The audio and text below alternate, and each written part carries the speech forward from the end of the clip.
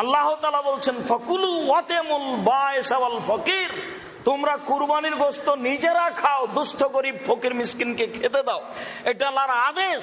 কুরবানির সাথে আকিকার কোনো সম্পর্ক নেই। আকিকা 7 দিনের দিনই দিতে হবে। 7 দিনের আগে বাচ্চা মারা গেলে আকিকা চলে না, 7 দিনের পরে আকিকা চলে না, এ কথাই ঠিক।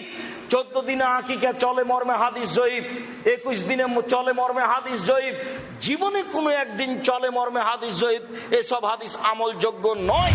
গোশত দিতে বাধ্য। আশেপাশে যদি গরিব মানুষ না থাকে আর যদি না দেয়, তাহলে এ গুনাহগার হবে, এ আল্লাহর আদেশকে মানেনি, এ কৃপণ, সে ক্ষতিগ্রস্ত হবে। আর আকিকার গোশত ব্যক্তিগত গোশত, সে খাবে কি দিবে সেটা তার ব্যাপার।